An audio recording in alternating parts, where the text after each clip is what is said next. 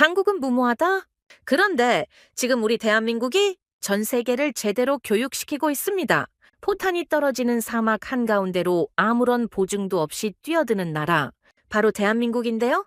전쟁보다 물 없는 게 더 무섭다. 사우디 생명줄인 담수화 시설이 이란의 공격으로 불타버렸습니다. 서방의 강대국들이 설계도까지 파기하고 본국으로 돌아가기 바쁜 그때 자욱한 포연을 뚫고 정반대로 질주해 들어온 단 하나의 나라. 지금 이 나라를 사우디는 이렇게 평가합니다. 위험할수록 다가오는 나라, 과거를 갚으러 온 나라. 도대체 무슨 일이 있었던 걸까요? 여러분, 대한민국 화이팅 댓글로 대한민국 기술자분들의 헌신에 뜨거운 박수를 보내주세요. 딱 1초만요. 좋아요와 구독 꾹 부탁드립니다. 사우디 동부 담수화 시설이 완전히 파괴됐습니다. 국가 비상사태 선포하셔야 합니다. 새벽 3시 17분이었습니다. 저는 그 전화를 받고도 아무 말도 하지 못했습니다. 동부 해안에서 날아온 보고였죠. 이란의 탄도미사일이 발전소를 때렸고 바로 옆에 붙어있던 국가 핵심 담수화 시설이 같이 날아갔다는 겁니다. 저는 압둘라 알하산입니다. 사우디아라비아 수자원 청장이자 전직 군 공병 장교입니다. 25년 동안 이 나라의 물을 책임져 왔습니다. 담수화 시설을 짓고 군기지에 냉각수를 공급하고 사막 한가운데서 파이프라인을 깔아온 사람이죠. 물이 곧 생명인 나라에서 저는 그 생명줄을 쥐고 있었습니다. 그런 제가 그날 아무것도 할 수 없었습니다. 사우디아라비아를 이해하려면 한 가지를 아셔야 합니다. 이 나라에는 강이 없습니다. 한 나라에 강이 없다는 건 재앙과도 같죠. 심지어 이 나라엔 비도 거의 내리지 않죠. 지하수는 한계가 있고 국민 3천만 명이 마시는 물 대부분은 바닷물에서 소금을 빼서 만듭니다. 담수화 시설이 곧 이 나라의 수도꼭지인 셈이죠. 그게 날아간 겁니다. 이란은 정확히 그 시설을 노렸고 타격했어요. 30분 만에 긴급 상황실이 소집됐습니다. 제가 도착했을 때 이미 군 장성색과 에너지부 차관이 자리에 앉아 있었는데 누구도 입을 열지 않았습니다. 테이블 위에 놓인 보고서 첫 줄이 전부를 말해주고 있었으니까요. 현 저장량 기준 48시간 후 전국 물 공급 완전 중단됩니다. 48시간. 이틀입니다.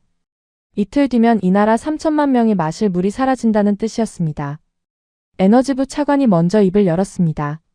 발전소 피해가 생각보다 큽니다. 동부만이 아니라 중부 전력망까지 불안정해지고 있어요. 남은 담수화 시설도 언제 멈출지 장담 못합니다. 저는 물었죠. 복구 가능한 시설이 하나라도 있습니까? 현재로선 없습니다. 핵심 설비가 통째로 날아갔습니다. 회의실에 다시 침묵이 내려앉았습니다. 군 출신인 저도 전쟁터에서 포탄이 떨어질 때보다 그 침묵이 더 무서웠습니다. 포탄은 피할 수 있거든요. 물이 없는 건 피할 수가 없습니다. 남은 사람들의 생명과 직결되는 겁니다. 과거 어느 전쟁에서 나온 말이 있죠.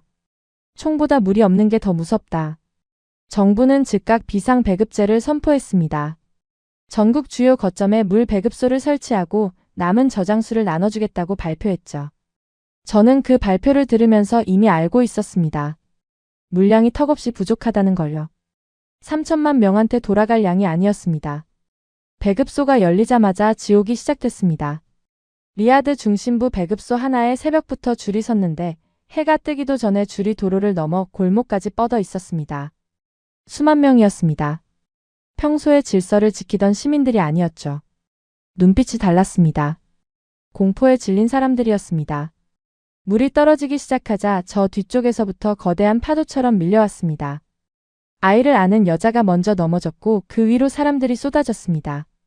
비명이 터졌고 그 다음엔 아무 소리도 나지 않았습니다. 압사였습니다. 물을 받으려고 줄을 선 사람들이 물을 한 모금도 받지 못하고 죽은 겁니다.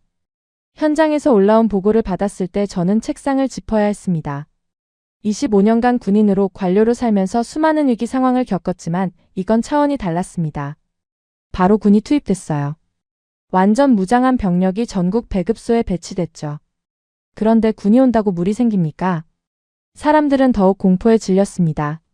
병사들은 총을 들고 서 있었지만 줄 수 있는 물은 없었습니다. 군중은 점점 거칠어졌고 서부 지역에서 긴급보고가 올라왔습니다. 청장님, 서부 배급소 통제가 완전히 무너졌습니다. 현장 지휘관이 경고 사격 허가를 요청하고 있습니다. 물을 달라는 국민한테 총을 쏘겠다는 겁니까? 전화기 너머로 아무 대답이 없었습니다. 그 침묵이 곧 답이었죠. 아무도 방법을 모르고 있었습니다. 그런데 문제는 거기서 끝이 아니었습니다. 군 합참에서 또 하나의 보고가 올라왔는데 이건 저도 예상하지 못한 내용이었습니다. 동부 해안방어기지의 냉각수가 바닥나고 있다는 거였죠.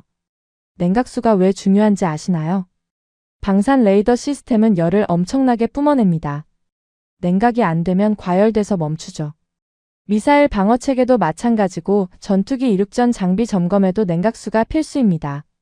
물이 없으면 무기도 못 쓴다는 뜻이었습니다. 합참 작전참모가 보고석에서 말했습니다. 현재 동부기지 방어 시스템 3곳이 과열로 정지했습니다. 공군 작전도 40% 이상 제한된 상태입니다. 국방장관이 물었죠. 이란이 지금 2차 공격을 하면 막을 수 있습니까? 솔직히 말씀드리면 장담할 수 없습니다. 이란은 계속 미사일을 쏘고 있었습니다. 언제 두 번째 대규모 공격이 올지 모르는 상황인데 우리 방어막이 물 때문에 하나씩 꺼지고 있었던 겁니다. 적과 싸우기도 전에 우리는 갈증에 무너지고 있었습니다. 그날 밤 최종 보고서가 올라왔습니다. 현 상태 지속 시 72시간 내 국가 기능 전면 붕괴 가능. 72시간. 3일입니다. 3일 뒤면 물도 없고 전기도 불안정하고 군은 방어도 못하고 국민은 배급소에서 서로를 밟아 죽이는 나라가 된다는 뜻이었습니다. 국방장관의 얼굴이 하얗게 질려 있었고 저 역시 마찬가지였습니다. 회의가 끝나고 저는 사무실로 돌아왔습니다. 가장 먼저 한 일은 미국을 찾는 일이었죠. 워싱턴에 있는 미 육군 공병단 담당자에게 직접 전화를 걸었어요. 사우디와 미국은 수십 년간 군사 동맹을 맺어온 사이입니다. 이런 상황이면 당연히 도와줄 거라고 생각했죠. 그러나 돌아온 답변은 이 현실보다 더 냉혹했어요. 상황은 이해합니다. 하지만 현재 전쟁 지역으로 분류된 상태에서 인력 투입은 불가능합니다. 본국 승인도 필요하고 현실적으로 사우디의 차례가 아닙니다. 우리의 차례가 아니다. 그 대답이 제 머릿속을 강타했어요. 저는 다시 물었죠. 장비라도 보내줄 수 있습니까? 담수와 긴급 모듈이라도요. 그건 보험 문제가 있습니다. 전쟁 리스크 지역의 장비 반입 자체가 승인이 안 됩니다. 전화를 끊고 급하게 유럽 쪽으로 한 라인을 돌렸습니다. 프랑스 베올리아, 독일 지멘스, 영국 기업들까지 전부 연락했죠. 돌아오는 답은 하나같이 똑같았습니다. 전쟁 지역이라 투입 불가. 보험이 안 된다. 기술적으로도 이 상황에서는 복구 자체가 불가능하다. 기술진을 보낼 수 없다. 마지막으로 일본 쪽 컨소시엄에도 연락을 넣었습니다. 검토해보겠습니다. 라는 답이 왔는데 그게 사실상 일본식의 거절이라는 건 저도 잘 알고 있었죠. 책상 위에 전화기를 내려놓았을 때 시계는 이미 자정을 넘기고 있었습니다. 연락할 수 있는 곳은 전부 연락했고 돌아온 건 전부 거절이었습니다. 창밖으로 리야드 시내가 보였는데 평소와 다르게 여기저기 불이 꺼져 있었습니다. 전력이 불안정해진 탓이었죠. 저는 컴퓨터 앞에 앉아서 멍하니 화면을 바라봤습니다. 머릿속에서 한 가지 이름이 떠올랐는데 솔직히 확신은 없었습니다. 중동에서 공사를 했다는 이야기를 아주 오래전에 들은 적이 있었을 뿐이거든요. 그때 저는 정말 마지막이라는 심정으로 한 나라를 떠올렸습니다. 한국이었죠. 그러나 손이 쉽게 떨어지지 않았어요. 다음 날 아침 공항에서 첫 번째 배신이 시작됐습니다.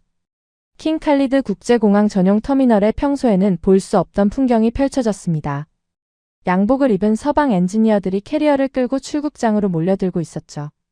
미국계 담수화 컨설팅 회사, 프랑스 수처리 기업 기술진, 독일 플랜트 유지 보수팀까지 전부였습니다. 이 사람들은 사우디물 인프라의 핵심을 설계하고 관리해온 사람들이었습니다. 우리가 수십 년간 수조 원을 쏟아부으며 믿어온 파트너들이었죠. 제 부하가 공항 상황을 보고해왔습니다.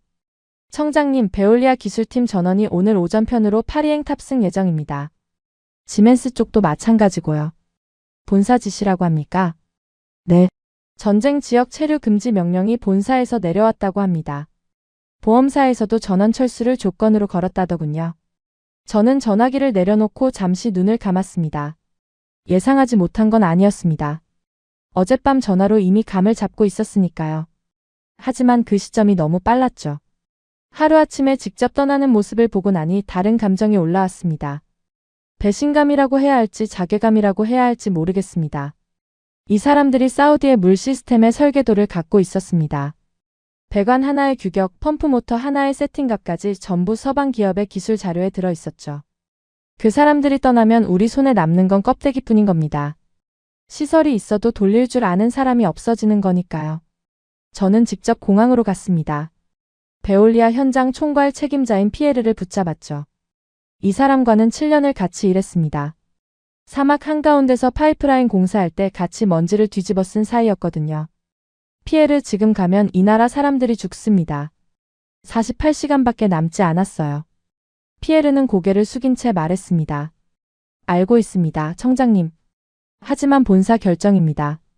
전쟁 지역에서 직원이 다치면 회사가 감당할 수 없다고 했습니다. 기술 자료라도 넘겨줄 수 있습니까? 우리가 자체 복구를 시도할 수 있게요. 그것도 본사 승인이 필요합니다. 지적재산권 문제가 있어서요. 기술 이전은 불가하다는 계약 조항이 있어서요. 지적재산권 그리고 기술 이전이라는 말을 듣는 순간 저는 더 이상 할 말이 없었습니다. 사람이 죽어가고 있는데 재산권을 이야기하고 있었으니까요. 피에르가 마지막으로 제 어깨를 한번 잡더니 탑승구 쪽으로 걸어갔습니다. 등을 보면서 생각했죠. 수십 년간 천문학적인 돈을 쏟아부으며 쌓아온 파트너십이라는 게 결국 이 정도였구나. 위험해지니까 제일 먼저 뛰는 게 그들이었습니다. 오후가 되자 상황은 더 나빠졌습니다. 미국계 플랜트 운영사에서도 공식 철수 통보가 왔거든요. 계약 조항 17조에 의거해서 전시 상황에서는 인력 철수가 가능하다는 겁니다. 법적으로 하자가 없다고 하더군요. 부하 직원이 보고하는 목소리에도 힘이 없었습니다. 저도 그 조항을 알고 있었죠. 계약서를 쓸 때는 설마 이런 날이 올까 싶었던 조항이었습니다. 하루 만에 사우디에 주재하던 서방 기술 인력의 70% 이상이 빠져나갔습니다. 공항 출국장에는 줄이 끊이질 않았고 전용기를 띄운 회사도 있었죠. 들어오는 비행기는 없었습니다. 나가는 비행기만 있었습니다. 저는 사무실로 돌아와서 의자에 앉았습니다. 책상 위에는 어젯밤부터 보낸 긴급 요청 메일들의 회신 목록이 떠 있었죠. 미국 거절, 프랑스 거절, 독일 거절, 영국 거절, 일본 검토 중이라는 이름의 거절. 그때 화면 하단에 가장 최근 시간으로 메일 하나가 들어와 있었습니다. 발신 국가를 보니 한국이었죠. 어젯밤 마지막으로 거의 기대도 없이 결국 발송 버튼을 눌러 공문을 보냈던 메일에 대한 회신이었습니다. 수신 시간을 확인해 봤습니다. 제가 메일을 보낸 게 자정 무렵이었는데 회신이 도착한 건 새벽이었습니다. 단 2시간 만이었습니다. 다른 나라들은 하루가 지나도 답이 없거나 돌아와도 검토하겠다는 말뿐이었는데 한국은 15분 만에 답을 보내온 겁니다. 저는 반쯤 의심하면서 메일을 열었습니다. 내용은 짧았습니다. 상황 확인했습니다. 협조 및 승인 완료되었고 기존에 경험이 있던 팀을 보내겠습니다. 자세한 내용은 다시 공문으로 답변 드리겠습니다. 저는 그 메일을 3번 읽었습니다. 읽을수록 이해가 안 됐거든요. 보내겠다고요? 지금 이 나라에 미사일이 떨어지고 있습니다. 서방 기업들이 자국민 안전을 이유로 전부 빠져나가고 있는 판입니다. 전쟁 지역이라 보험도 안 된다고 다들 손을 내저은 상황이죠. 그런데 사람을 보내겠다고요? 그것도 자국민을요? 저는 즉시 보좌관을 불렀습니다. 이메일 확인해봐. 한국에서 온 건데 팀을 보내겠다고 답이 왔어. 보좌관도 화면을 보더니 고개를 갸웃했죠. 2시간 만에요? 이건 제대로 검토나 한 겁니까? 이래놓고 못 온다고 할 것 같은데? 솔직히 말하겠습니다. 저는 그 순간 감동보다 의심이 먼저 들었습니다. 이 업계에서 25년을 일하면 공짜는 없다는 걸 뼈저리게 배우거든요. 특히 중국 쪽과 일했을 때 겪었던 일들이 떠올랐습니다.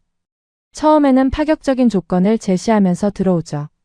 인력도 빨리 보내고 가격도 싸게 부르고 속도도 빠릅니다.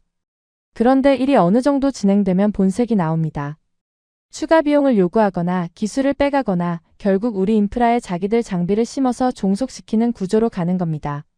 솔직히 한국도 그런 거 아닌가 하는 생각이 들었습니다. 전쟁통에 급하게 들어와서 은혜를 판 다음 나중에 대규모 계약을 따내려는 미끼일 수도 있죠. 아니면 기술 실사를 핑계로 우리 시설 정보를 빼갈 수도 있고요. 위험을 감수하면서까지 들어오겠다는 데는 반드시 이유가 있을 거라고 생각했습니다. 저는 한국 측에 확인 메일을 다시 보냈습니다. 귀국의 신속한 답변에 감사합니다. 다만 구체적인 조건과 비용 구조를 확인하고 싶습니다. 투입 인력 규모와 필요 장비 목록도 함께 보내주시기 바랍니다. 답이 금방 왔습니다. 이번에도 짧았죠. 조건은 현장에서 논의하겠습니다. 지금은 일정을 조율하고 출발하는 게 먼저입니다. 저는 화면을 보면서 고개를 저었습니다. 조건을 현장에서 논의하겠다니 이건 두 가지 중 하나였습니다. 정말로 급하다고 판단해서 일단 뛰는 사람들이거나 아니면 들어온 다음에 조건을 유리하게 가져가려는 전략이거나. 보좌관이 물었습니다. 받아들이시겠습니까? 저는 창밖을 바라봤습니다.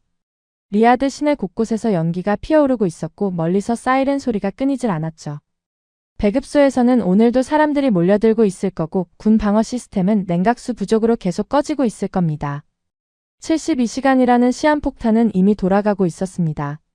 선택지가 없었습니다. 의심이 들어도 받아들일 수밖에 없는 상황이었죠. 받아들여. 일단 오라고 해.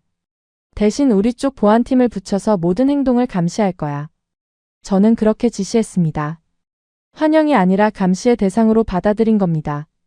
그때까지만 해도 저는 한국이라는 나라를 전혀 몰랐습니다. 삼성이라는 회사가 전자제품을 만든다는 것, 현대가 자동차를 만든다는 것, 최근 들어 중동에서 많은 수주에 참여하고 있다는 것, 이 정도 선으로 알고 있었죠. 이 사람들이 물을 다룰 줄 안다는 건 상상도 해본 적이 없었습니다. 그런데 사우디의 처참한 현실에 떠나는 사람들 사이로 한국이 들어오고 있었습니다. 모두가 나가는 공항에서 정반대 방향으로 걸어오는 사람들. 그들을 믿어도 되는 걸까요? 그땐 몰랐습니다. 이 선택이 어떤 결과를 가져올지 말이죠. 그로부터 며칠 후 저는 공항에 직접 나갔습니다. 한국팀이 도착한다는 연락을 받고 보안팀까지 대동해서 입국장 앞에 섰죠. 솔직히 말하면 마중이 아니라 확인하러 간 겁니다.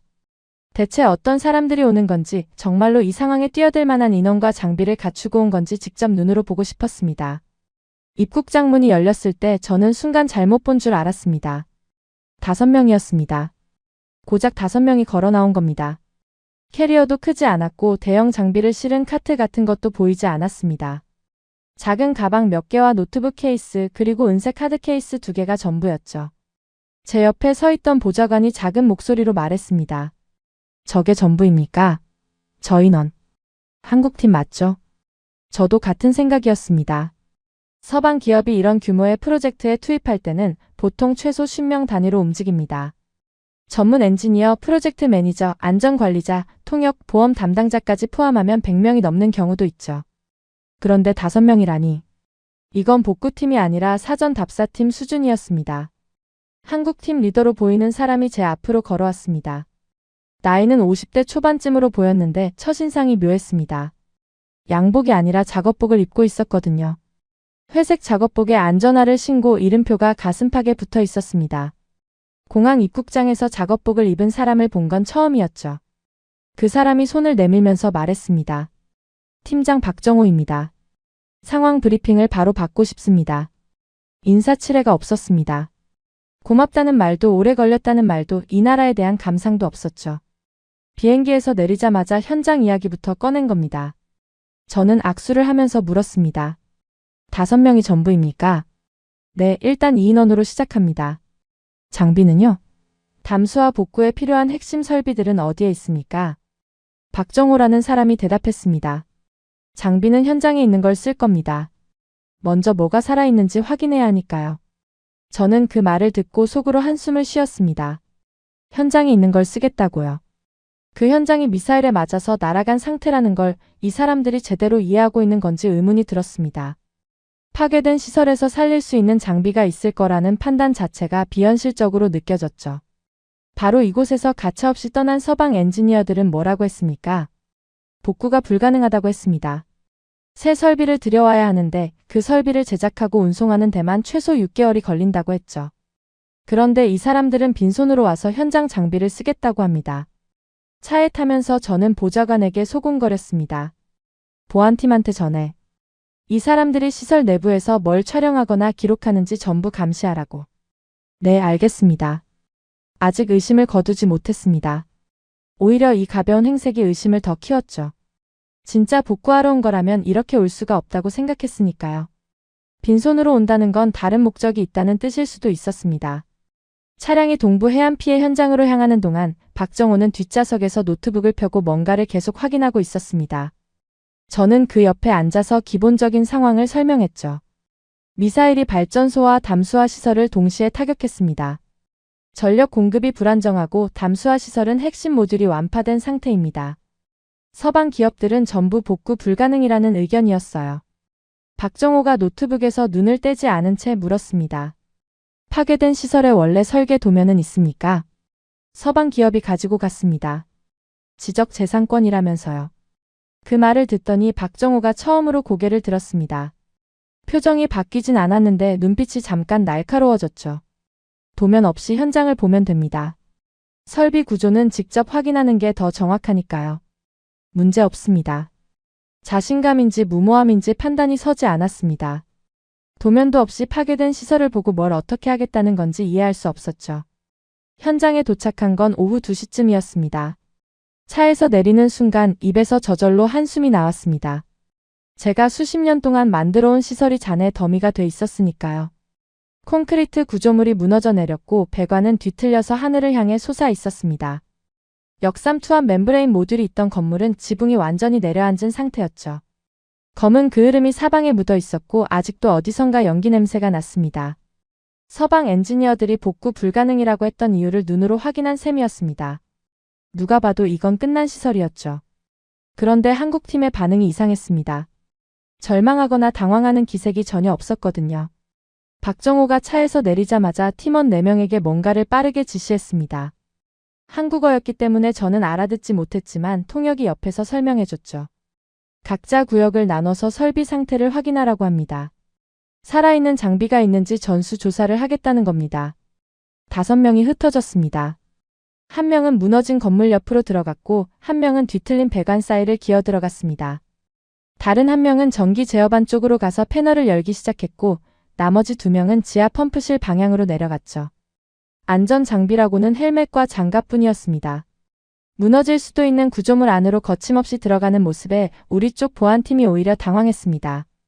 저 사람들 저러다 다칩니다. 말려야 하는 거 아닙니까? 보안팀장이 제게 물었지만 저는 가만히 지켜보기로 했습니다. 뭘 돕고 싶어도 할 수 있는 건 그저 지켜보는 것뿐이었죠. 이 사람들이 뭘 하려는 건지 좀 더 보고 싶었거든요. 1시간쯤 지났을 때 박정호가 제게 다가왔습니다. 작업복에 먼지가 잔뜩 묻어 있었고 손에는 수첩이 들려 있었죠. 그 수첩에 빽빽하게 뭔가가 적혀 있었습니다. 청장님, 결론부터 말씀드리겠습니다. 저는 각오하고 들었습니다. 불가능하다는 말이 나올 거라고 생각했으니까요.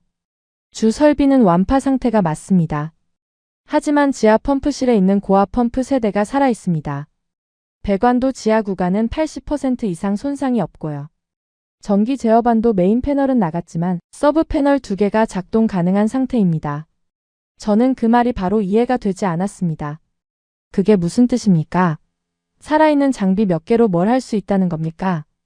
박정호가 수첩을 펴서 보여줬습니다. 거기에는 현장 설비 배치도가 손으로 그려져 있었죠. 도면이 없다고 했더니 1시간 만에 직접 현장을 돌면서 그려낸 겁니다. 완전한 복구는 불가능합니다. 하지만 살아있는 장비들을 재조합하면 임시 담수화 라인을 만들 수 있습니다. 100%는 안 되지만 최소한의 물 생산은 가능하다는 뜻이죠. 저는 그 수첩을 받아들고 한동안 들여다봤습니다. 서방 엔지니어들이 하루 만에 불가능하다고 결론 내린 현장을 이 사람들은 1시간 만에 직접 뒤져서 가능성을 찾아낸 겁니다. 물론 아직 믿기엔 일렀습니다. 수첩에 그린 그림 하나로 물이 나오는 건 아니니까요. 하지만 처음으로 불가능이 아닌 다른 단어를 들었다는 사실이 묘한 감정을 만들었습니다. 박정호가 말했습니다. 필요한 게 있습니다. 군에서 운용하는 이동식 발전기와 용접 장비, 그리고 현장 투입 가능한 인력 20명 정도면 됩니다. 군 공병 출신이면 가장 좋고요. 가능하시겠습니까? 최대한 빨리요. 군 공병이라는 단어에 저는 잠깐 멈칫했습니다. 제가 공병 장교 출신이라는 걸 이 사람은 몰랐을 텐데 공병의 언어를 쓰고 있었거든요. 화려한 첨단 장비가 아니라 발전기와 용접기를 달라는 겁니다. 있는 것을 다시 살려서 쓰겠다는 발상 자체가 제가 군에서 배운 방식과 닮아 있었습니다. 저는 아직 이 사람들을 완전히 신뢰한 건 아니었습니다. 보안팀 감시도 풀지 않았고 기술 자료 접근 제한도 그대로 뒀죠. 하지만 한 가지는 인정할 수밖에 없었습니다. 이 사람들은 진짜 일하러 온 사람들이었습니다. 누구 하나 멈칫하는 사람이 없었죠. 마치 자신의 나라가 이런 재앙을 맞은 것처럼 움직였어요. 사우디가 항상 봐왔던 양복을 입고 회의실에서 보고서를 넘기던 사람들이 아니었죠. 먼지를 뒤집어쓰고 무너진 건물 안을 기어다니면서 살아있는 펌프를 직접 두드려본 사람들이었습니다. 5명. 장비도 없이, 도면도 없이. 그 사람들이 지금 할 수 있다고 말하고 있었습니다. 진짜로 물을 만들어낼 수 있는 건지 그건 아직 알 수 없었습니다. 하지만 적어도 이 폐허 앞에서 불가능이라는 말 대신 다른 답을 찾으려 하고 있었던 사람들. 바로 한국 엔지니어들이었습니다. 다음날 새벽 현장에 도착했을 때 저는 눈을 의심했습니다. 한국팀 5명이 이미 작업을 시작하고 있었거든요. 시간을 확인해 보니 새벽 4시 반이었습니다. 어두운 현장에 임시 조명 2개를 세워놓고 그 불빛 아래서 용접 불꽃이 튀고 있었죠. 저는 25년간 서방 기업들과 일해왔습니다. 그 사람들의 방식을 잘 알고 있죠. 먼저 본사에 보고합니다. 그 다음 안전점검 매뉴얼을 돌립니다. 리스크 평가 회의를 열고 법무팀 검토를 거치고 보험사 승인을 받고 그 다음에야 첫 삽을 뜹니다. 급한 프로젝트라고 해도 초기 세팅에만 최소 열흘은 걸리는 게 보통이었습니다. 한국팀은 도착한 지 12시간도 안 돼서 용접기를 들고 있었습니다. 저는 박정호에게 다가가서 물었습니다. 언제부터 작업을 시작한 겁니까? 어젯밤 현장 조사 끝나고 바로요. 시간이 없으니까요. 잠은 잔 겁니까? 교대로 2시간씩 잤습니다. 담담하게 말하는 투였는데 그게 오히려 묘한 느낌을 줬습니다. 대단한 일을 하고 있다는 자각 자체가 없어 보였거든요. 그냥 당연히 해야 할 일을 하고 있다는 태도였죠. 작업 현장을 둘러보면서 저는 이 사람들의 방식이 제가 알던 것과 완전히 다르다는 걸 깨달았습니다. 서방 엔지니어들은 새 장비를 가져오는 방식으로 일합니다. 파괴된 설비가 있으면 그걸 철거하고 새 모듈을 주문해서 설치하는 거죠. 그것도 본국의 설비를 선호했어요. 깔끔하고 체계적이지만 시간과 돈이 엄청나게 듭니다. 그리고 지금처럼 전쟁 중인 상황에서는 새 장비 반입 자체가 불가능하죠. 한국팀은 정반대였습니다. 파괴된 시설 속에서 살아남은 부품을 하나하나 끄집어내고 있었습니다. 어제 조사에서 찾아낸 고압 펌프 세대를 기반으로 주변에 흩어진 배관 자재들을 모아서 새로운 라인을 만들고 있었죠. 한국팀 엔지니어 1명이 무너진 건물 잔해 속에서 밸브를 하나 꺼내왔습니다. 먼지를 털어내고 이리저리 돌려보더니 옆에 있던 동료에게 건넸죠. 이거 쓸 수 있어. 안쪽 실링만 갈면 돼. 서방 기업이었으면 폐기 처분했을 부품입니다. 새 밸브를 주문하는 게 매뉴얼에 맞는 절차니까요. 그런데 이 사람들은 잔해 속에서 건져낸 밸브를 손으로 분해하고 실링 하나를 교체해서 다시 살려내고 있었습니다. 저는 군 공병 출신입니다. 전장에서 있는 것만 가지고 문제를 해결해야 하는 상황을 수없이 겪어봤죠. 적진 한가운데서 새 장비를 주문할 수는 없으니까요. 부서진 장비를 뜯어서 다른 장비에 붙이고 없는 부품은 즉석에서 깎아 만들고 그렇게 버텨온 사람입니다. 그래서 한국팀이 하는 일이 제 눈에 정확히 읽혔습니다. 이건 공병의 방식이었습니다. 오전 중으로 군에서 이동식 발전기 2대가 도착했습니다. 제가 직접 군 쪽에 요청해서 보낸 거였죠. 박정호가 어제 필요하다고 했던 장비들이었습니다. 발전기가 도착하자 한국팀이 즉시 전력 연결 작업에 들어갔습니다. 그런데 여기서 또 한 번 저를 충격에 빠지는 장면에 맞닥뜨렸죠. 보통 외국 엔지니어들은 전기 연결 작업을 직접 하지 않거든요. 설계를 하고 지시를 내리면 현지 기술자가 실행하는 구조죠. 감독하는 사람과 일하는 사람이 완전히 분리되어 있습니다. 한국팀은 달랐습니다. 박정호가 직접 발전기 옆에 쪼그려 앉아서 케이블을 연결하고 있었습니다. 팀장이라는 사람이 손에 장갑을 끼고 전선을 만지고 있는 겁니다. 나머지 팀원들도 마찬가지였죠. 설계하는 사람이 곧 시공하는 사람이고 시공하는 사람이 곧 점검하는 사람이었습니다. 제 보좌관이 옆에서 중얼거렸습니다. 저 사람들은 계급이 없는 겁니까? 팀장이 왜 직접 저걸 합니까? 저도 처음에는 인력이 부족해서 어쩔 수 없이 그러는 거라고 생각했습니다. 5명밖에 없으니 팀장도 일손을 보태야 하는 거라고요. 하지만 지켜볼수록 그게 아니라는 걸 알게 됐습니다. 박정호는 누구보다 먼저 현장에 들어갔고 가장 위험한 작업을 본인이 직접 했습니다. 어쩌면 그 누구보다 전문적인 지식과 수두룩한 현장 경험을 경험한 자의 모습 같았어요. 그건 인력 부족 때문이 아니라 이 사람들의 방식 자체가 그런 거였죠. 오후에 군 공병 병력 20명이 현장에 합류했습니다. 제가 직접 선발한 인원들이었습니다. 공병 출신답게 용접과 배관 작업이 가능한 경험자들로 골랐죠. 저는 한국팀이 우리 군 인력을 어떻게 다루는지도 주의 깊게 봤습니다. 서방 기업들은 현지 인력을 단순 보조로만 씁니다. 핵심 기술은 절대 공유하지 않고 시키는 것만 하게 하죠. 기술 종속을 유지하려는 의도가 있기 때문입니다. 그래서 한국팀도 그럴 거라고 생각했습니다. 겉으로는 협업하는 척하면서 핵심은 감추겠지 하고요. 이 펌프의 구조를 설명하겠습니다. 여기가 흡입구이고 이쪽이 토출구입니다. 임펠러 회전 방향을 확인하고 역류 방지 밸브를 이 위치에 연결해야 합니다. 박정호가 우리 공병들 앞에서 직접 설비 구조를 설명하기 시작했습니다. 칠판도 없이 펌프 앞에 쪼그려 앉아서 손으로 가리키면서 하나하나 알려주는 거였죠. 통역이 옆에서 전달했는데 한국팀 엔지니어 한 명은 아예 종이에 그림을 그려가면서 우리 병사들에게 배관 연결 순서를 가르쳤습니다. 제가 옆에서 보다가 끼어들었습니다. 기술 이전 승인은 받은 겁니까? 본사에서 이런 것까지 허용합니까? 박정호가 고개를 돌려서 저를 봤습니다. 청장님, 지금 이 상황에서 기술을 숨길 이유가 없습니다. 우리가 떠난 뒤에도 여기 사람들이 유지 보수를 해야 하니까요. 저희가 또 올 상황을 안 만드는 것이 중요한 거 아닙니까? 스스로 할 줄 알아야죠. 저는 그 말에 할 말을 잃었습니다. 서방 기업들은 절대 하지 않는 말이었거든요. 그들은 떠난 뒤에도 우리가 자기들한테 의존하게 만드는 게 비즈니스 모델이었습니다. 매년 유지보수 계약을 갱신하고 부품도 자기들한테서만 사게 하고 기술자도 자기들 사람을 써야 하는 구조를 만들어 놓는 거죠. 그런데 한국팀은 현지 인력이 스스로 돌릴 수 있게 가르치고 있었습니다. 해가 질 무렵 현장의 모습이 아침과 완전히 달라져 있었습니다. 폐허 한가운데 임시 배관 라인이 뼈대를 잡기 시작했고 발전기 2대가 저압 전력을 공급하고 있었죠. 아직 물이 나오는 단계는 아니었지만 어제까지 잔해 더미에 불과했던 곳에 시스템의 윤곽이 잡히고 있었습니다.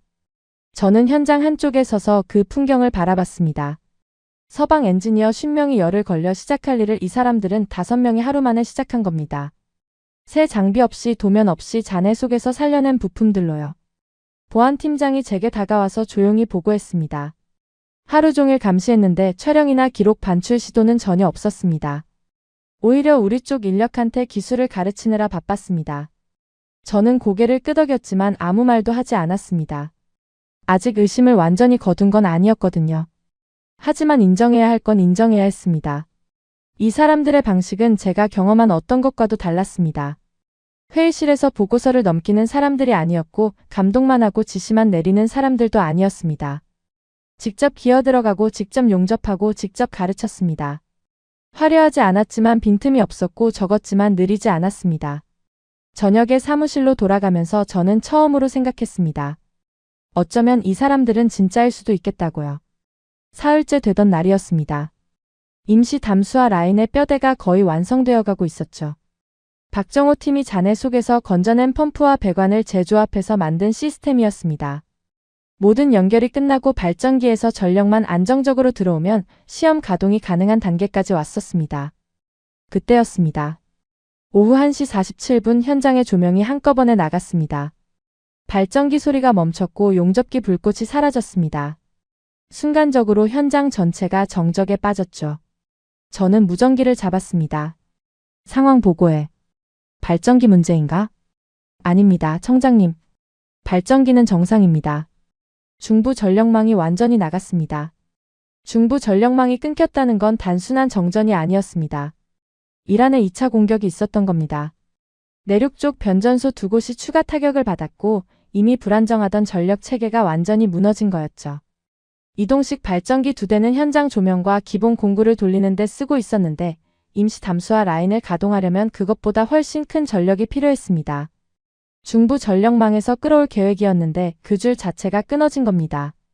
박정호가 뛰어왔습니다. 전력 상황이 어떻게 됩니까? 중부 전력망이 완전히 나갔습니다. 복구 시점은 알 수 없어요. 박정호의 표정이 처음으로 굳었습니다. 이 사람이 사우디에 온 이후로 한 번도 동요하는 모습을 보지 못했는데 그 순간만큼은 입술이 굳게 다물어져 있었죠. 이유는 간단했습니다. 전력이 없으면 펌프가 안 돌아갑니다. 펌프가 안 돌아가면 바닷물을 끌어올릴 수 없죠. 바닷물이 없으면 담수화 자체가 불가능합니다.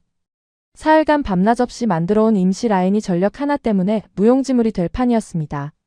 저는 급히 상황실과 연결했습니다. 전력 복구 가능 시점을 물었더니 돌아온 답이 이랬죠. 변전소 두 곳이 물리적으로 파괴된 상태입니다. 복구에 최소 2주 이상 소요됩니다. 2주라고요? 48시간 안에 물을 만들어야 하는 상황에서 전력 복구에 2주가 걸린다니 이건 사실상 끝이라는 뜻이었습니다. 현장 분위기가 급격히 가라앉았습니다. 우리 공병들도 손을 놓고 서 있었고 한국팀 엔지니어들도 멈춘 상태였죠. 모두가 박정호를 바라보고 있었습니다. 그때 군 합참에서 전화가 왔습니다. 제가 받았는데 목소리가 단호했습니다. 청장님, 합참에서 지시가 내려왔습니다. 외국 인력 철수를 검토하라는 겁니다. 무슨 소리입니까? 지금 작업이 거의 끝나가는 단계인데 철수라니요? 2차 공격이 있었습니다. 추가 타격 가능성이 높은 상황에서 외국 국적 인력의 안전을 보장할 수 없다는 판단입니다. 그러면 물은 어떻게 하자는 겁니까? 전화기 너머로 잠깐 침묵이 흘렀습니다. 그건 저도 답을 드리기 어렵습니다. 다만 합참의 판단은 지금 상태에서 외국인 사상자까지 나면 외교 문제가 된다는 거죠. 이건 이렇다 저렇다 판단할 문제가 아니라는 겁니다. 전화를 끊고 돌아서는데 가슴이 무거웠습니다. 군의 논리가 틀린 건 아니었거든요. 이란이 계속 미사일을 쏘고 있는 상황에서 한국 국적의 민간인 5명이 최전방 시설에서 작업하고 있는 겁니다. 한 명이라도 다치면 국제 문제가 됩니다. 한국 정부에서도 가만히 있지 않을 거고 사우디 입장에서도 감당하기 어려운 상황이 벌어지죠. 합참의 철수 지시 이야기를 박정호에게 전했습니다. 가능한 한 담담하게 말하려 했지만 사실상 작업 중단 통보나 마찬가지였으니까요. 합참에서 안전 문제로 외국 인력 철수를 검토하고 있습니다. 추가 공격 가능성을 배제할 수 없는 상태라서요. 박정호가 저를 똑바로 바라봤습니다. 청장님, 우리가 지금 떠나면 이 라인은 영영 못 살립니다. 아시잖습니까? 압니다. 하지만 여러분의 안전도 제가 책임져야 하는 부분입니다. 안전은 저희가 판단할 문제입니다. 본국에서도 이 상황을 알고 있고 저희 스스로 여기 남겠다고 결정한 겁니다. 그 말투에 흔들림이 없었습니다. 허세나 객기가 아니었죠. 상황을 정확히 알고 있으면서도 남겠다는 거였습니다. 그런데 군 내부에서는 다른 목소리도 나오고 있었습니다. 작전 참모 쪽에서 올라온 비공식 의견이 있었는데 내용이 이랬죠. 한국팀이 실패하면 책임은 누가 지는 겁니까?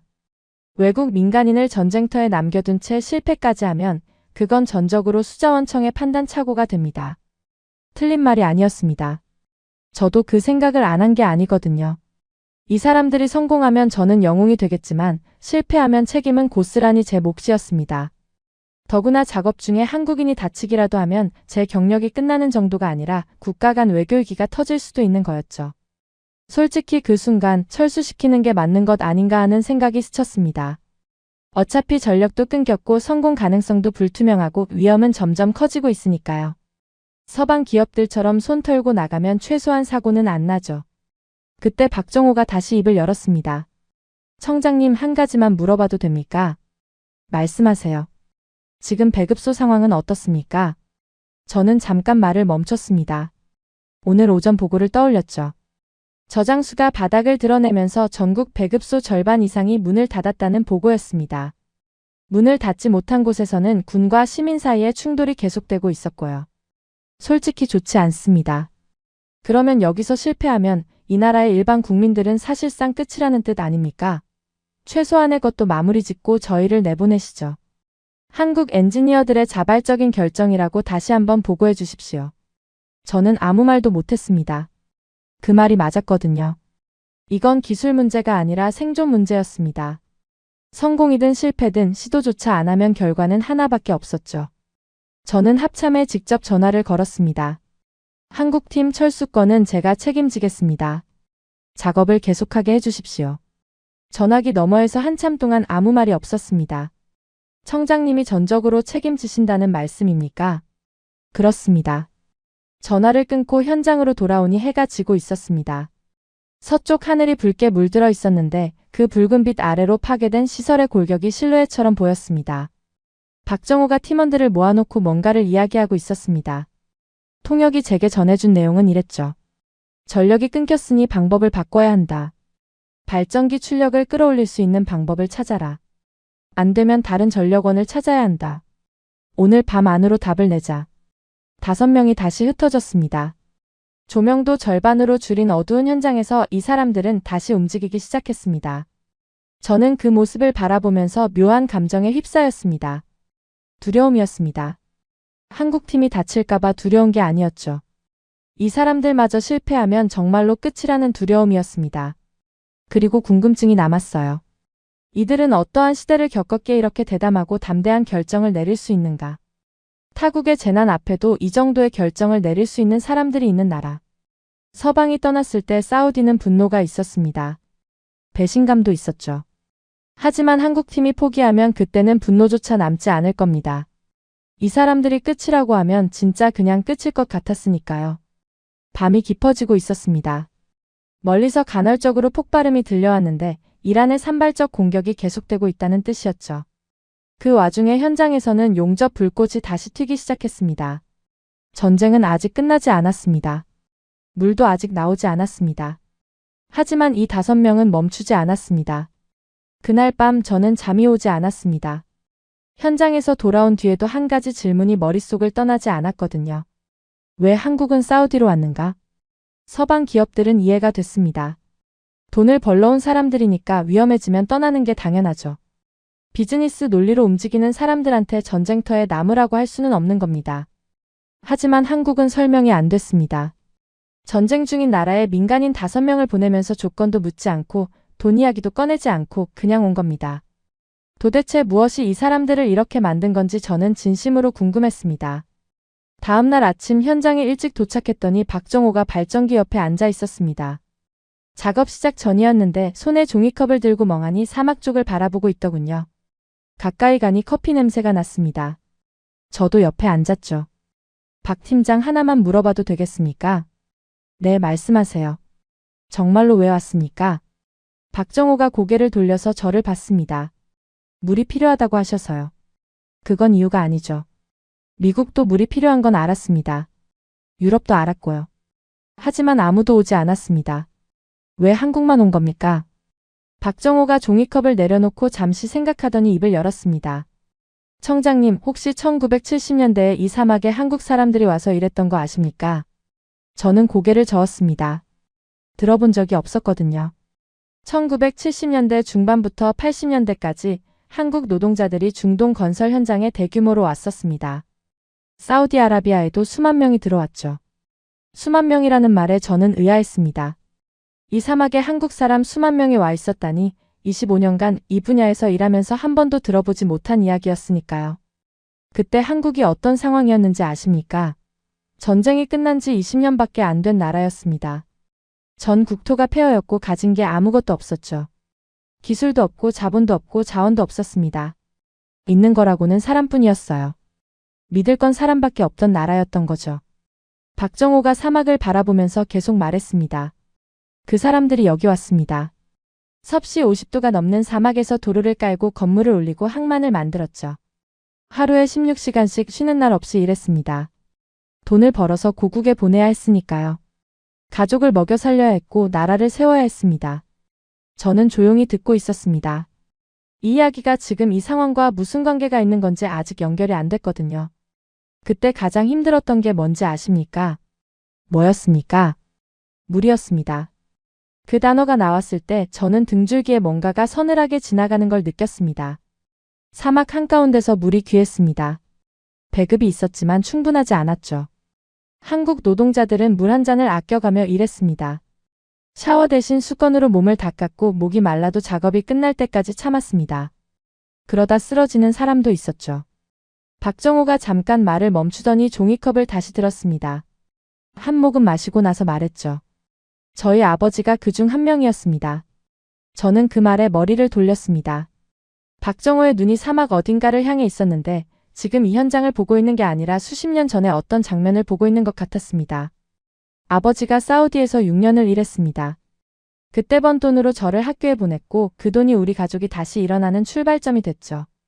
아버지가 돌아오셨을 때 가방에서 나온 게 하나 있었는데 사막에서 마시던 물통이었습니다. 녹슨 알루미늄 물통인데 아버지가 그걸 버리지 못했어요. 왜 버리지 못한 겁니까? 이 물통이 나를 살렸다고 하셨습니다. 사막에서 쓰러질 것 같을 때마다 이 물통에 남은 물 한 모금이 다시 일어서게 했다고요. 물 귀한 줄 알고 살라고 하시더라고요. 저는 한동안 아무 말도 할 수 없었습니다. 물 한 잔의 의미를 이 사람은 저와 완전히 다른 차원에서 이해하고 있었던 겁니다. 저한테 물은 관리하고 공급하는 자원이었지만 이 사람한테 물은 아버지의 생존이었고 가족의 역사였던 거죠. 한국이 지금의 한국이 된 건 그 사람들 덕분입니다. 사막에서 피땀 흘려번 돈이 고속도로가 됐고 공장이 됐고 학교가 됐습니다. 중동 건설 붐이 없었으면 한국 경제의 기적도 없었을 겁니다. 박정호가 저를 바라봤습니다. 그래서 온 겁니다, 청장님. 이 사막이 우리한테 준 게 있으니까요. 50년 전에 이 땅이 우리 아버지들을 받아줬고 그 덕분에 우리가 살았습니다. 그런데 우리를 살게 해준 이 땅이 물을 잃었다는데 갚아야 할 사람들이 가만히 있을 수는 없죠. 저는 그제야 이해했습니다. 이건 비즈니스가 아니었습니다. 계약서에 쓸 수 있는 성격의 일이 아니었죠. 계약서의 조건이나 조항으로 써내려갈 수 있는 내용이 아니었습니다. 한국팀이 조건을 묻지 않은 이유, 돈 이야기를 꺼내지 않은 이유, 전쟁터에 기꺼이 들어온 이유가 전부 설명이 됐습니다. 이건 기술이 아니라 기억이었습니다. 저는 한국 노동자들의 이야기를 그 자리에서 더 물었습니다. 박정호가 하나씩 들려줬죠. 사우디뿐만이 아니었습니다. 리비아, 이라크, 쿠웨이트, 아랍에미리트까지 중동 전역에 한국 노동자들이 퍼져 있었다고 합니다. 열사의 사막에서 맨몸으로 일하면서 고국에 달러를 보냈고 그 달러가 한국이라는 나라의 뼈대가 됐다는 거죠. 그 세대가 우리한테 가르쳐 준 게 있습니다. 없는 데서 만들어내는 법, 안 되는 걸 되게 하는 법, 그리고 포기하지 않는 법이죠. 그게 한국 공병의 정신이고 그게 우리 세대한테까지 내려온 겁니다. 공병 정신이라는 말이 나왔을 때 저는 가슴 한쪽이 뜨거워지는 걸 느꼈습니다. 저도 공병 출신이었으니까요. 전장에서 아무것도 없는 상태로 길을 만들고 다리를 세우고 물을 끌어오는 일을 해온 사람입니다. 그 정신이 무엇인지 몸으로 알고 있었죠. 한국이라는 나라가 같은 정신을 갖고 있었다는 사실이 제게는 적잖은 충격이었습니다. 저는 사무실로 돌아간 뒤 한국의 중동 건설 역사를 찾아봤습니다. 알면 알수록 놀라웠죠. 1970년대 한국은 1인당 국민소득이 수백 달러에 불과한 최빈국이었습니다. 그런 나라에서 수십만 명의 노동자가 중동으로 건너와 기반 시설을 지었고 그들이 보낸 외화가 한국 산업화의 종잣돈이 됐다는 겁니다. 그리고 50년이 지난 지금 그 노동자들의 아들 세대가 다시 이 사막에 서 있었습니다. 삽 대신 용접기를 들고 벽돌 대신 펌프를 다루고 있었지만 근본은 같았습니다. 없는 것 투성이인 현장에서 맨손으로 답을 만들어내는 사람들이었죠. 저는 그날 저녁 보안팀 감시를 해제했습니다. 보안팀장이 의아한 표정으로 물었죠. 해제하셔도 괜찮겠습니까? 더 이상 필요 없어. 이 사람들은 가져가려고 온 게 아니야. 갚으려고 온 거야. 창밖으로 해가 지고 있었습니다. 사막 위에 붉은 노을이 깔려 있었고 그 아래로 작업 현장의 불빛이 반짝이고 있었죠. 박정호 팀은 또 밤을 새울 참이었습니다. 이 사람들은 이미 이 사막을 알고 있었습니다. 50년 전에 아버지들이 걸었던 그 모래를 아들들이 다시 밟고 있었던 겁니다. 시간이 흘러도 여전히 전력 문제가 우리의 발목을 잡고 있었습니다. 보안팀 감시를 해제한 다음 날 아침, 저는 현장에 도착하자마자 박정호를 찾았습니다. 간밤에 대체 전력원을 찾겠다고 했었거든요. 결과가 궁금했습니다. 박정호는 현장 한쪽에 임시로 펼쳐놓은 작업 테이블 앞에 서 있었습니다. 종이 위에 뭔가를 그려놓고 팀원들과 논의 중이었는데 제가 다가가니 고개를 들었죠. 결론이 나왔습니까? 네. 방법을 하나 찾았습니다. 박정호가 종이를 돌려서 제게 보여줬습니다. 거기에는 현장 배치도가 다시 그려져 있었는데 어젯밤 사이에 새로운 선이 추가되어 있었죠. 중부 전력망은 복구에 2주가 걸린다고 했습니다. 그건 기다릴 수 없죠. 대신 군에서 운용하는 이동식 발전기를 추가로 더 끌어올 수 있으면 방법이 있습니다. 발전기는 이미 2대가 와 있지 않습니까? 그걸로는 출력이 부족하다고 하지 않았습니까? 맞습니다. 2대로는 안 됩니다. 하지만 4대를 병렬로 연결하면 임시 담수화 라인 한 줄을 돌릴 수 있는 출력이 나옵니다. 발전기 4대를 병렬 연결한다는 건 단순히 옆에 나란히 놓는 게 아닙니다. 출력을 동기화시켜야 하고 주파수를 맞춰야 하고 과부하 시 자동 차단 장치도 설계해야 하죠. 발전소에서나 하는 작업을 사막 한가운데 야전에서 하겠다는 거였습니다. 그게 가능합니까? 야전 환경에서 발전기 병렬 운전은 위험하지 않습니까? 위험합니다. 동기화가 어긋나면 발전기가 터질 수도 있죠. 하지만 우리 팀에 전력 쪽 전문가가 있습니다. 이런 조건에서 해본 경험이 있고요. 경험이 있다는 말에 저는 잠깐 의아했습니다. 이런 극한 조건에서 발전기 병렬 운전을 해본 경험이라니 도대체 어디서 그런 일을 했던 건지 궁금했거든요. 나중에 안 사실이지만 한국팀 엔지니어 중 한 명은 아프리카 오지 현장에서 비슷한 작업을 여러 차례 수행한 이력이 있었습니다. 전력 인프라가 전무한 환경에서 발전기만으로 플랜트를 돌려본 사람이었던 거죠. 저는 즉시 군에 연락해서 이동식 발전기 2대를 추가 요청했습니다. 군 쪽에서도 상황의 긴급성을 알고 있었기 때문에 반나절 만에 도착했죠. 발전기 4대가 나란히 현장에 섰을 때 한국팀은 곧바로 병렬 연결 작업에 들어갔습니다. 이 작업이 쉽지 않았습니다.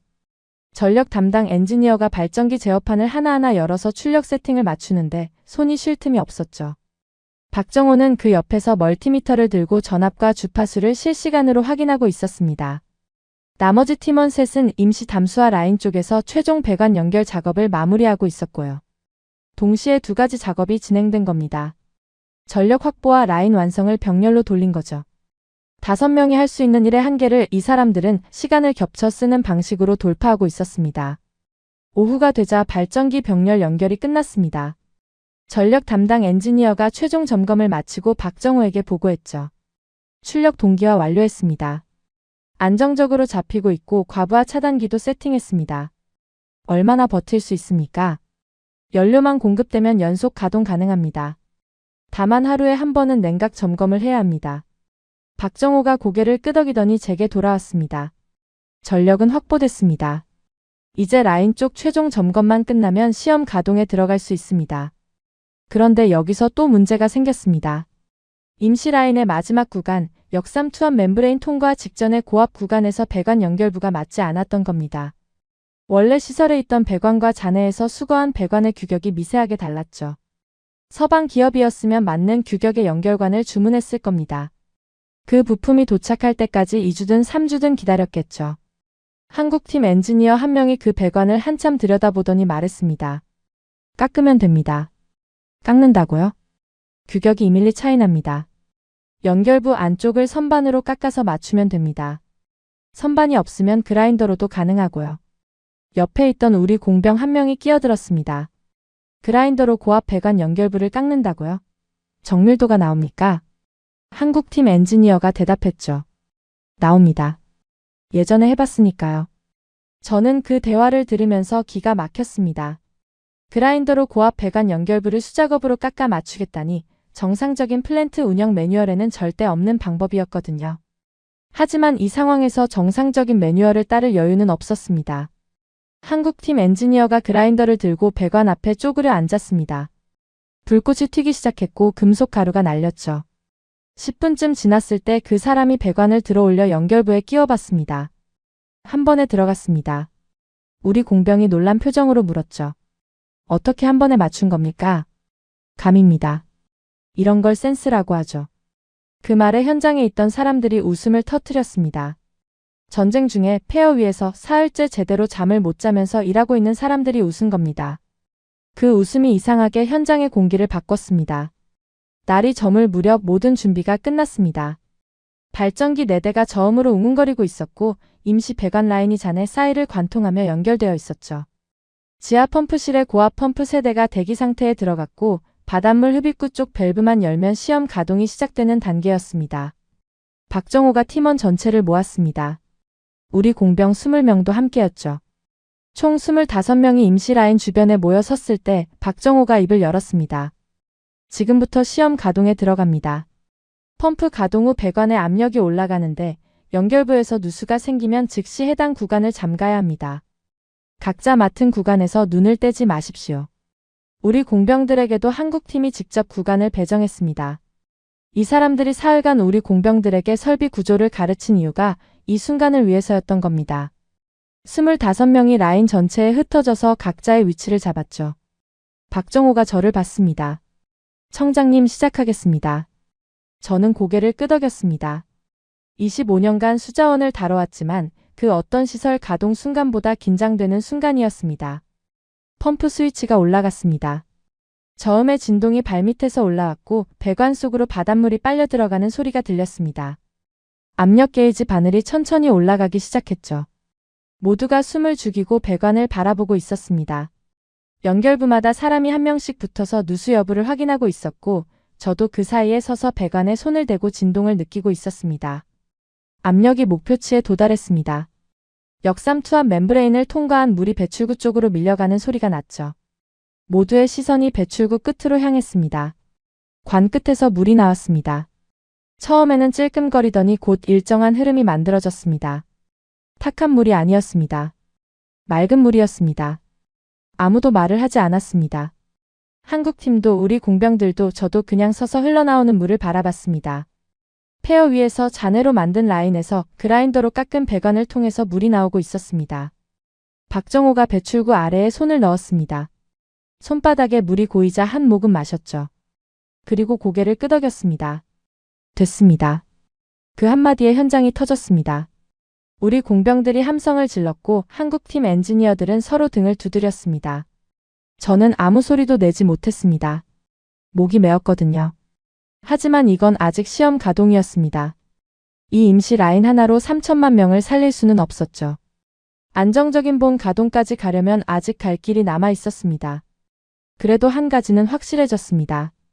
이 사람들은 포기하지 않는 방식으로 여기까지 온 거였습니다. 시험 가동 이후 한국팀은 멈추지 않았습니다. 임시 라인 한 줄로는 턱없이 부족하다는 걸 누구보다 잘 알고 있었으니까요. 박정호는 시험 가동 성공 직후 팀원들을 다시 모아서 말했습니다. 한 줄로는 안 됩니다. 최소 3줄은 돌려야 배급소에 물을 보낼 수 있습니다. 그날 밤부터 추가 라인 구축이 시작됐습니다. 첫 번째 라인을 만들면서 익힌 방식이 있었기 때문에 두 번째와 세 번째는 속도가 달랐죠. 우리 공병들도 한국팀에게 배운 기술이 몸에 배기 시작한 터라 이제는 지시 없이도 스스로 배관 연결과 밸브 세팅을 할 수 있는 수준이 됐습니다. 한국팀 5명과 우리 공병 20명이 하나의 팀처럼 움직이기 시작한 겁니다. 이틀 뒤 임시 담수화 라인 3줄이 동시에 가동됐습니다. 완전한 복구와는 거리가 멀었지만 최소한의 물 생산이 시작된 거였죠. 시간당 생산량을 계산해보니 전국 배급소 중 핵심 거점 6곳에 물을 보낼 수 있는 양이었습니다. 저는 즉시 상황실에 보고했습니다. 임시 담수화 라인 3줄 가동 개시했습니다.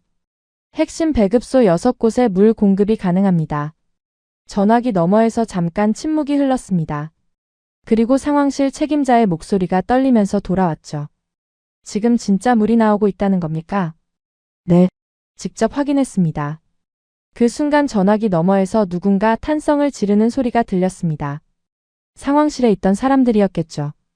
72시간 내 국가 붕괴라는 시한폭탄 앞에서 처음으로 숨통이 트인 순간이었으니까요. 물이 배급소에 도착하기 시작하자 변화는 즉각적이었습니다. 리야드 중심부 배급소에 물탱크가 들어섰을 때 줄을 서 있던 시민들 사이에서 함성이 터졌습니다. 며칠째 물을 구하지 못해 눈이 충혈된 사람들이 종이컵에 물을 받아 마시면서 주저앉았죠. 아이한테 물을 먹이던 어머니가 울음을 터뜨렸다는 보고도 올라왔습니다. 물이 돌기 시작하니 폭동이 멈췄습니다. 사흘간 이어지던 배급소 충돌이 하루 만에 잦아든 겁니다. 물이라는 게 그런 거였죠. 한 모금만 있어도 사람은 희망을 갖습니다. 한 모금이 없으면 짐승이 되고요. 군 쪽에서도 결정적인 변화가 생겼습니다. 임시 라인에서 생산된 물 중 일부를 군 기지 냉각수로 돌릴 수 있게 됐거든요. 양은 충분하지 않았지만 우선순위가 높은 레이더 시스템과 미사일 방어체계에 집중 공급하는 것으로 합참과 합의했습니다. 이틀 뒤 군 합참에서 보고가 올라왔습니다. 동부기지 방어 시스템 3곳 중 2곳이 냉각수 공급 체계로 정상 가동에 복귀했습니다. 공군 작전 제한도 부분 해제됐습니다. 국방장관이 저한테 직접 전화를 걸어왔죠. 알하산 청장 방어체계가 살아나고 있어. 물 때문에 무기를 못 쓰던 상황이 해소되고 있다는 보고를 받았어. 한국팀 덕분입니다. 전화기 너머에서 국방장관이 잠깐 말을 잃었습니다. 무장 병력 수천 명이 해결하지 못한 문제를 외국인 엔지니어 5명이 해결했다는 게 쉽게 받아들여지지 않았겠죠. 상황이 안정되기 시작하자 정부 내부에서 한국팀에 대한 평가가 완전히 뒤바뀌었습니다. 며칠 전만 해도 철수시키라던 합참이 이제는 한국팀의 추가 지원을 요청하는 쪽으로 돌아섰죠. 외교부에서도 한국 측에 공식 감사 서한을 보내야 한다는 이야기가 나왔습니다. 저는 그 과정을 지켜보면서 씁쓸한 감정을 느꼈습니다. 성공하니까 영웅이 되는 거였죠. 실패했으면 책임 추궁당했을 사람들이 성공했더니 갑자기 감사 대상이 된 겁니다. 세상이 원래 그렇다는 건 알지만 한국팀은 그런 것에 관심이 없어 보였습니다. 라인이 안정되고 나서도 박정호 팀은 현장을 떠나지 않았거든요. 매일 새벽마다 라인 전체를 점검하고 발전기 상태를 확인하고 우리 공병들에게 유지보수 방법을 반복해서 가르쳤습니다.